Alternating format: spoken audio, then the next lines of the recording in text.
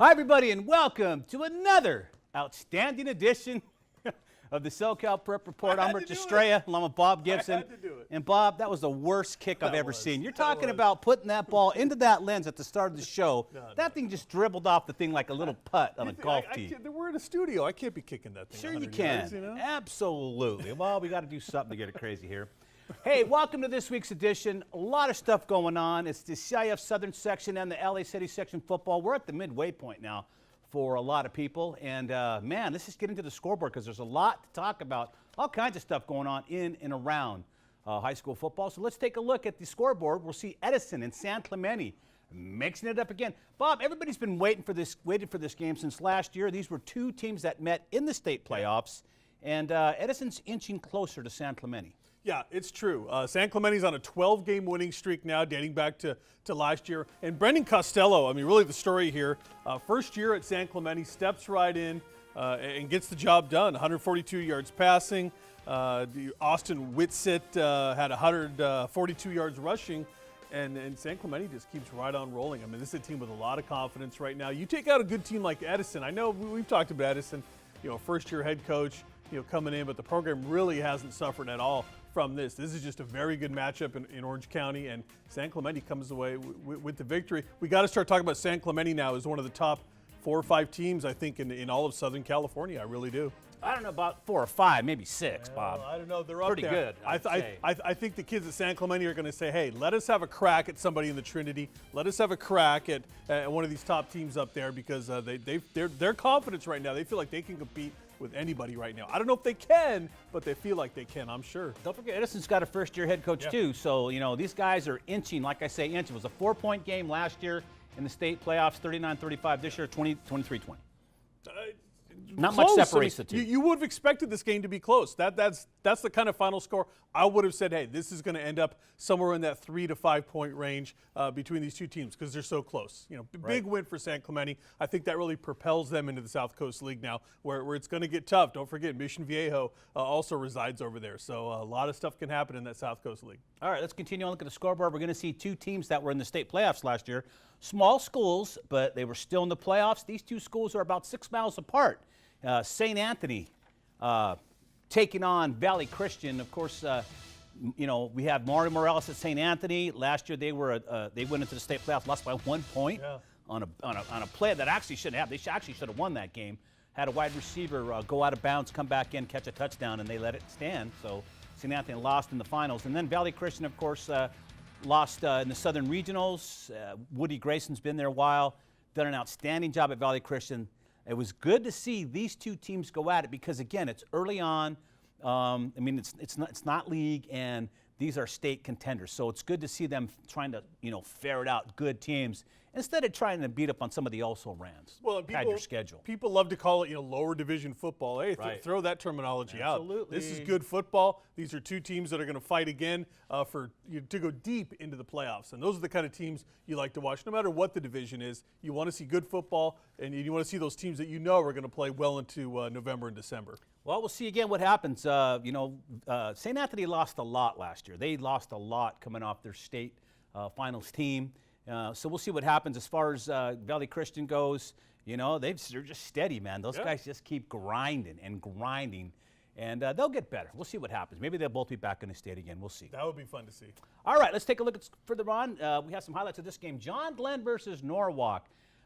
This game's big for us. It's the Mayor's Cup. These are crosstown rivals. These are the only two high schools in the city of Norwalk. And, man, when they get together, it's something. And this game really hasn't meant a lot since about 1988, Bob. That's the last time Norwalk and Glenn were relevant in that suburban league. Lamorada came in, took over, and they haven't given it back. Mayfair took a little time in there, so it's up for grabs now. But as we take a look at Norwalk High, they're in the purple, and, of course, John Glenn in the white uniforms. They're at Excelsior Stadium in Norwalk. There's a pick by Norwalk. And don't forget about Norwalk High School. They have some great talent. Let's not forget, Brion Penny's their quarterback. He's got 8 completions for 203 yards. Man, he's 25 yards a throw. Why doesn't he throw more? Because he doesn't have to. Don't forget, his brother, Rashad Penny, is at San Diego State. He's the leading ground gainer in the country, Bob. In the country. That's not rare at San Diego State. They've always had leading rushers at San Diego. Rashad Penny, a 605 All-Star. And, of course, Elijah Penny is in the NFL. Right. Another Norwalk great, another 605 All-Star. These guys just line up and play. But Norwalk with one more Penny coming out. And just what a great game. John Glenn hasn't been relevant in some time. Let me tell you something. I don't think they've won 5 games in the last 5 or 6 years. And right now they're 4-1, I believe, on the season. They're doing really well, and whenever a team's down like that, they start doing something good, you want to promote them, and this is what we're doing right now. Well, exactly, and these are the fun stories you like to cover. Yeah, sure, we can talk about Mater Day and Corona Centennial all day long, but that gets boring after a while, right? We love to talk about these kind of programs here. You're right. Five wins total in 100 years, and that's the great part about a neighborhood team. A neighborhood team. And to come into a season like this and have this group come together. And look, we talked about La Mirada. Hey, they've got a first-year head coach this year, so maybe there's a little bit of turnover in the Suburban. Maybe the Suburban's up for grabs this year. Wouldn't that be fun? Here's the deal with John Glenn. They don't even have 1,000 students in that high. It's a public school. They got less than 1,000 students. La Mirada's probably got 3,000, 4,000 over there now. There's a big disparity in student population, but these guys are hanging with the big boys now. Again, Norwalk's no slouch. A lot of people don't know a lot about them. They won a CI championship or 2. But, man, the Penny brothers, all 3 of them. Yeah. I mean, my Lord. Oh, man.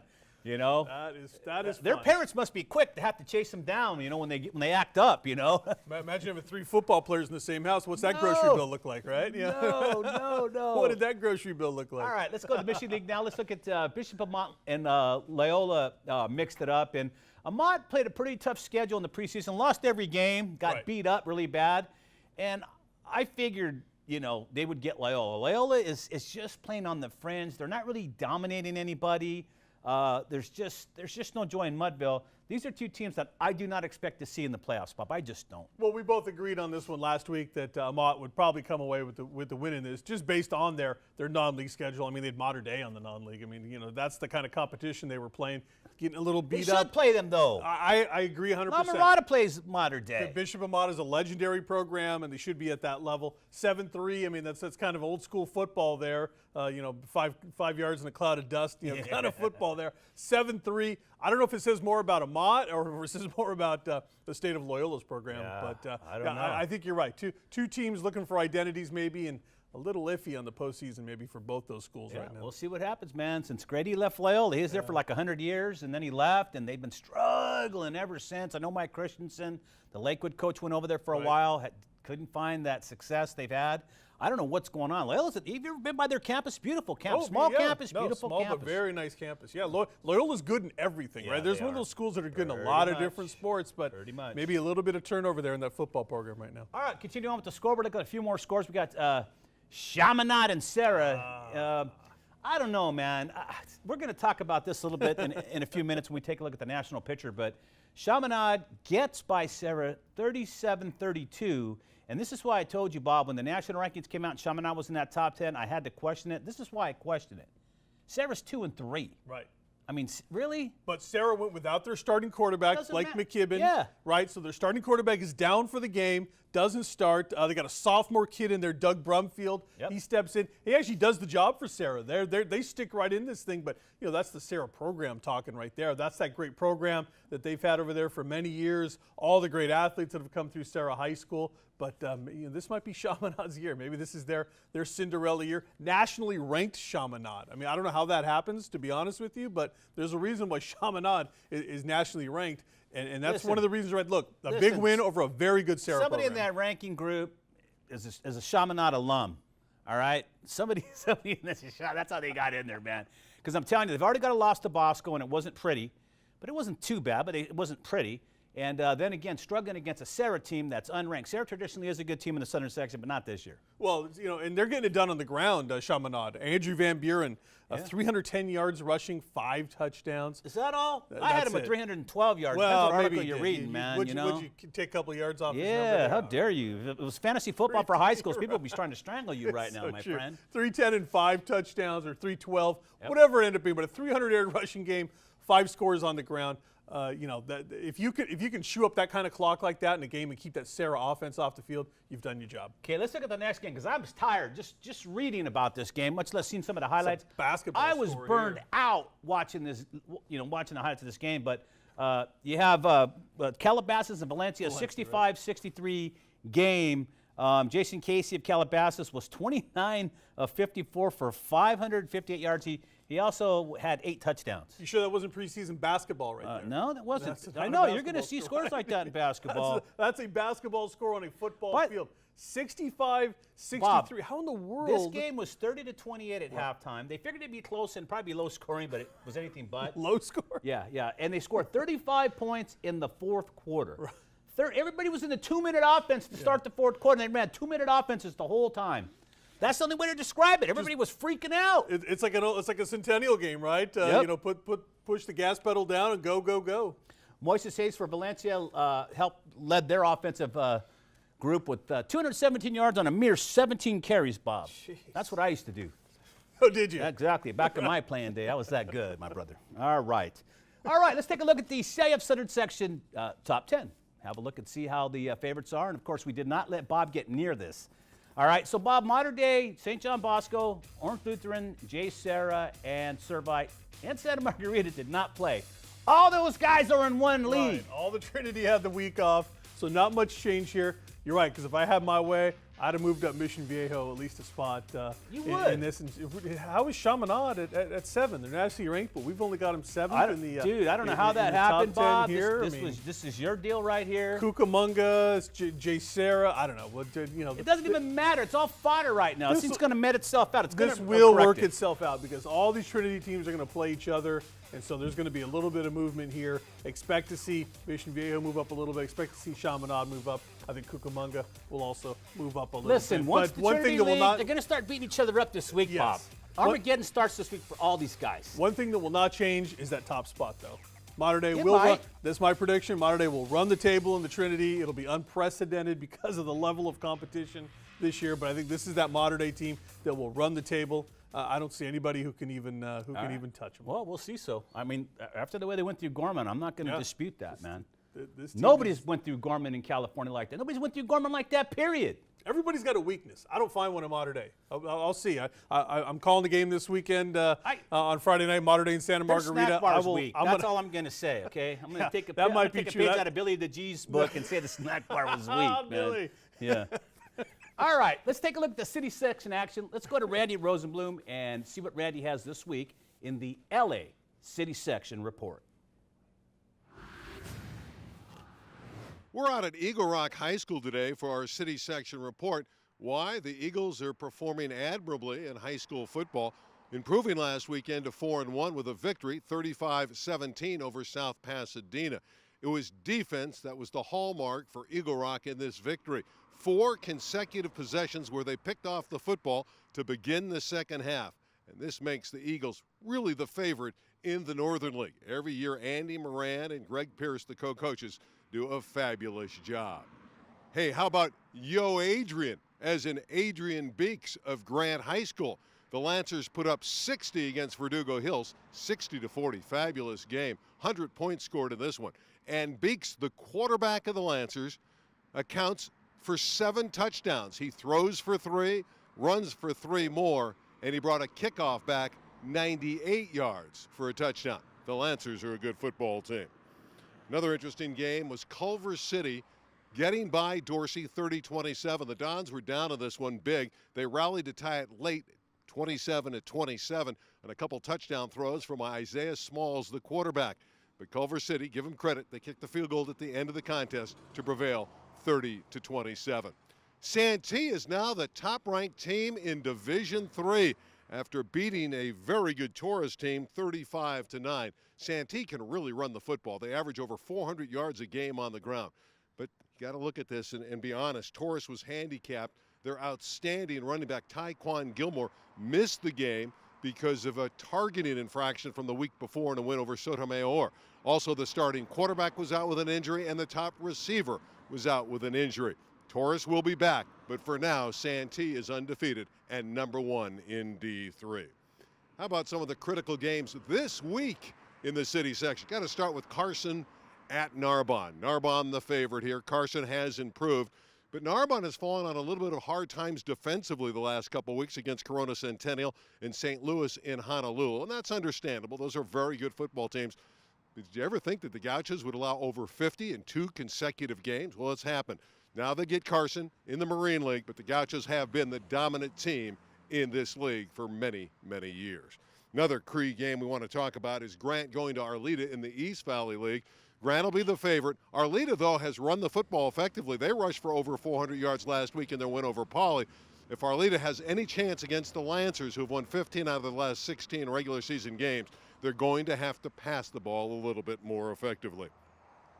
In the Valley Mission League, San Fernando and Reseda, 2 really good football teams, 2 teams that are really having a great year. Reseda's 5-0, San Fernando's 3-2, losing to a couple Southern Section powers. Reseda's paced by a phenomenal talent, Jelani Ellison, a cornerback and a wide receiver, and he helped them get to the Division III finals last year. He's a very good football player. This will be a great game, San Fernando and Reseda.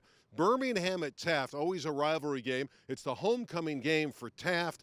Well, I think Birmingham has just too much talent. Shane is an outstanding running back. Shane Bennett in the backfield. Marcus Moran is a great receiver, and the defense runs to the football. Taft is improved, but they're not good enough to beat Birmingham. And a footnote in volleyball on the girls' side. Congratulations to Verdugo Hills. They are 13-0 under Will Reinhardt so far this year, getting great play from their libero, Ashley Wright, and Kathy Flores on the outside. She's an outside hitter who's only 5 feet 4 inches tall. So a great start for that fine Verdugo Hills volleyball team. They are a perfect 13-0. That's it from our site today, Eagle Rock. Now let's go back into the studio in Rich Estrella and Bob Gibson. All right, thanks, Randy. Appreciate it. That's the LA City section update, Bob. Now we're going to go to the high desert. I love it. I love it in the high desert. Yeah, that's why you never go up there and watch any games. That's why we send Carlos Pena up there. Carlos has this report. Hello, everybody, and welcome to this week's SoCal Prep Report. I'm Carlos Pena, and I'm coming to you from the high desert. Tonight, I'm in Yermo, where Silver Valley is taking on California Military Institute. Rich, Bob, if you can tell me where Yermo is by the end of this clip, I'm buying you coffee. And tonight was a special night, as a handful of these players from both sides are military kids and a few have deployed parents. Let's take it to the game now. Opening first quarter action. First and 10, quarterback Joseph Milner from CMI tries to get something going with this pass to John Walker for this catch and run down the sideline. Same drive, CMI strikes first. Quarterback Joseph Milner hits number 18, Jordan Auber, for the touchdown. Silver Valley immediately calls on 6'3", 240-pound running back E.J. Ane to establish the running game. On the very next play, quarterback Anthony Brown dumps this small screen pass to the big guy, E.J. Ane, for a short gain. Third play of the same series, and running back E.J. Ane breaks through for the touchdown.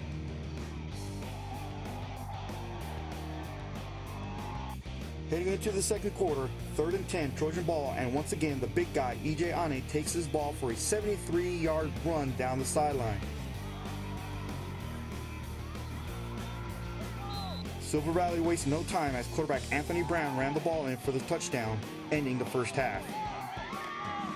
Third quarter action after the half. CMI lost possession to a tip ball to Silver Valley. In the very next play, quarterback Anthony Brown connected with Michael Marrero. CMI immediately answered back with his long pass from quarterback Joseph Milner to Aaron Lee. Number 13, Trevon Lee, made this leaping catch for the score.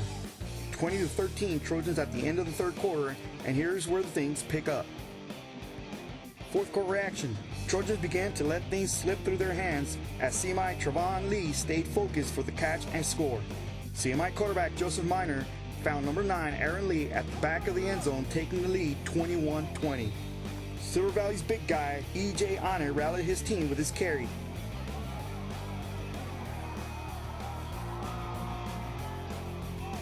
Setting up quarterback Anthony Brown with this run into the end zone. CMI answered back with a rally of their own late in the fourth quarter with his big pass to number 9 Bishop Williams. CMI would eventually take the go-ahead touchdown on a breakaway play, giving them the lead and the win 28-26 over Silver Valley. Tonight's game really was about both these military-connected schools and the pride and sportsmanship they displayed, reminiscent of the Army-Navy game. Rich Bob, let me tell you, keep an eye out for EJ Amat for Silver Valley. 6'3", 240 pounds. This kid's a beast, senior, uncommitted. His first game had 17 carries for 210 yards. Second game, 23 carries, 202 yards. His third game, 26 carries, 258 yards. And then recently, 226 yards.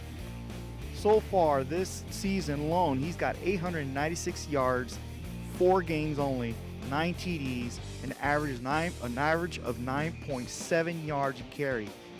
He's going to be good at somebody's program. Let's take a look at the scores from around the desert. Hesperia 49 over Granite Hills 30.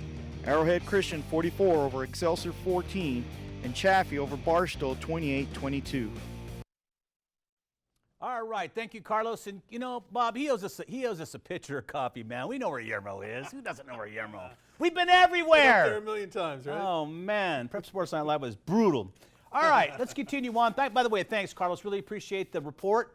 Bob Johnson, your boy at Mission Viejo, was talking about retiring. What's that all about? I don't know. Come on, you know. I expect to see an about face here at some point. That guy's going to retire? I don't know. Orange County Bob? Orange Nah, County he'll never Bob, retire. man. He'll never retire. I don't see it happening. I know his sons have been kind of running the program, getting more and more. Of course, former quarterbacks, Brett Johnson and Rob Johnson, who played in the NFL, right? So they know a lot about football as well, and they'll take this thing over eventually.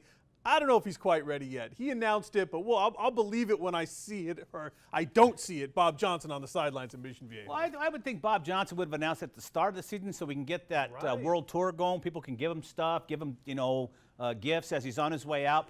They're probably thanking him for leaving, getting the heck out of Dodge, Bob's been winning so much. It's true. It's a weird time to announce it. Well, he was at El Toro, at Los Amigos. Orange County Bob's been around. 339 wins to this day. Well, where's he at right now in the all-time leading thing in California? Behind Ansich still? Somebody said third in the state. All right, he's behind Mary Ansich, and there's Herb, what's his name over at Oceanside? I can't remember his name right now. It escapes me. But, there's a couple of guys that have done pretty well. There's one dude out there in Texas that won 500 and something. He's like Ty Cobb.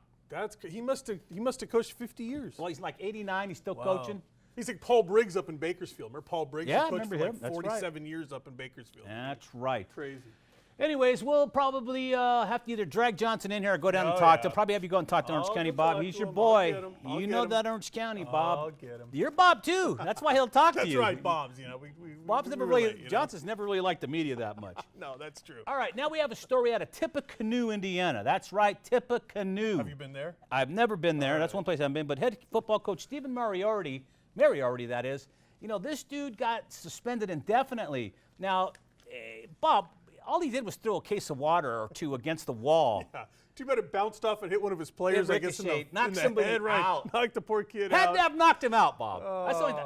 But, I want to ask you, seriously, what is this world coming to when a high school coach can't toss a case of water at the wall, trying to motivate his team, man? Well, you and I played in the days when coaches did a lot more than throw cases of water at walls. Yeah, a case of water is pretty tame in my day. That's the truth, too. So coaches cannot get away with anything these days. Not even a third of what they could get away with back in the day. We had a coach one time, we were down so bad, he came in with, well, I'm not even going to say what happened because it's inappropriate right now because of everything that's going on in our world. But yeah, we had some pretty crazy stuff. I actually enjoyed it. Our coach we all played through some crazy stuff But coaching back in the day. If all he did was toss a case of water, I mean, come on. Right. But you know how it is today. Everybody's trouble. Lawsuits and everything, I'm sure. All right, something else I want to talk about real quick in basketball. It was announced yesterday that LaMelo Ball is leaving Chino Hills, man.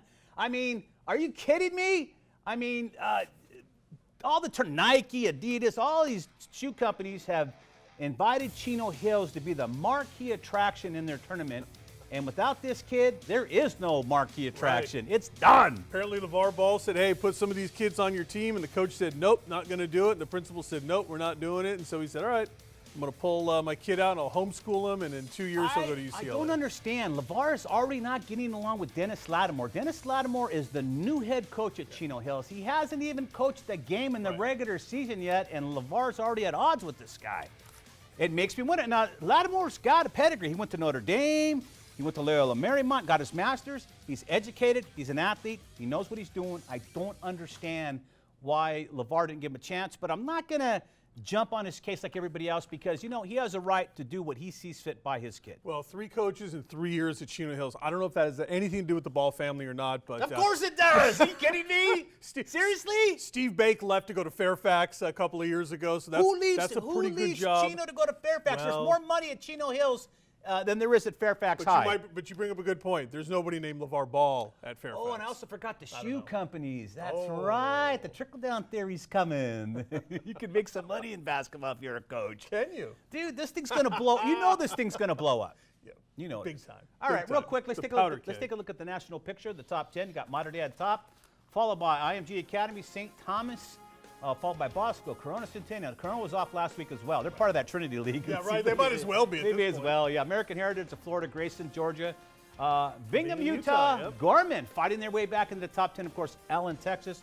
Chaminade drops. They were at one time number 8 in the country. Now they're down to number 18. They keep falling down. They should have never been. Well, I just crack it up. and Mission Viejo at 25 still holding strong, huh? Yeah, I think they're 23 this week. That might be a little miss, but it doesn't matter. Mission Viejo going to be creeping up. I think Mission Viejo probably beat Chaminade. that'd I be just a do. great It's just matchup. Orange County I'd love Bob. to see It's that game. Orange County Bob. I would love to see that game. Mission Viejo Chaminade. That'd be a great game. Maybe we'll get that game next year in, That would be in fun. the Honor Bowl. All right, real quick, let's take a look at the matchups for this upcoming week. La Habra, Sunny Hills. Now, this is like a John Glenn situation. Sunny Hills never wins at football. Never. Basketball factory, all right? Right. 5-0 going up against La Habra. La Habra's going to beat them, though. Yeah, I this know. week, they're going to win. This is La Habra's league. This Yeah. is every year La Habra wins this. La Habra's won like 8 CIF championships in that Freeway League, and they just kill everybody. And I think just because, remember, their level of competition is the Trinity League, the Mission League, and so that's why they're going to lose a couple of games coming in. But Sunny Hills, for them, that's great. For that team, that's a fantastic start. Hey, it's been a fun story for Sunny Hills. Let's hope it keeps going to some level here. Continuing on, let's keep rolling the next matchup and see what we have coming up. We'll talk about here. And St. John Bosco, Orange Lutheran. This is the death knell for one of these two schools. Whoever loses this game, more than likely will not win the league. They'll make the playoffs, but they won't win league. Right. Ryan Holinsky is the quarterback that's done everything for Orange Lutheran. This is going to be his biggest test to date, though, because I think Bosco's coming in with a little chip on their shoulder. Well, why shouldn't Oh, they? everybody's talking about modern day. Bosco's, hey, wait a minute, we're the defending state champions here. So Yeah, but that was last year. What have you done for me lately? I think Jason Negro coaches them up, gets them hyped up, and I think Bosco, kind of wins this game easily in my prediction. Continuing on Upland at Rancho Cucamonga, great ball game early on. All right, Rancho Cucamonga is undefeated. They are not 6-1. They are 6-0 or 5-0. Rancho Cucamonga, one of the top teams in the country as well. They're going to be a top 25 once things get going and lead. Upland, we'll give them fits. This is the best game for Rancho Cucamonga the rest of the way. Yeah, it really is. I mean, Upland ranked #1 in Division II. Right. And this is the matchup right here. These are the kind of games where you see teams out of area there or in that same area kind of going up with each other. Real quick, we have Big Bear going up against Rio Hondo of Rio Hondo Prep. They're in Arcadia. Man, Big Bear, I give him credit coming down the hill. Not going to play Arrowhead up there, Rim of the World. Rim of the World, which is great. If you've never seen a ball game, go see a game between Big Bear and Rim of the World, or anybody in Rim of the World at Rim of the World in mid-December or early December before the league's over, because, man, sometimes they will play on a foot or two of snow on the field, man. Nothing you can do, man. In California. In California, up in the mountains, we do get snow. So that'll be a good game as well. Big Bear and Rio Hondo Prep. All right. So Bob, busy week, a lot of stories. Bob Johnson's retiring. Yep. We'll see. I still think LeVar Ball's holding out possibly for the highest bidder. That was a joke going around today. I'm just kidding about that. But why not? I mean, Cam Newton was shopping himself when he went to college. How long before LaMelo Ball's at Mater Dei? Yeah, I'm telling you, man. The rumors don't have think- started. The rumors have Everybody's started. talking about it. It's not just us making fun of it. We can make fun of it here. But I have to believe there's about 30 or 40 coaches here in Southern California and out of state, kind of like Ball, Yep. coming here from Kansas out in the Right. middle of the season. I got to believe there's people out there trying to get LaMelo Ball. Of course. Trying Why to get wouldn't you? You have to at least make the phone call. All right. Well, that's it for this week. The SoCal Prep Report. On behalf of Bob Gibson, I'm Rich Estrella, saying so long from the SoCal Prep Report. We'll see you next week.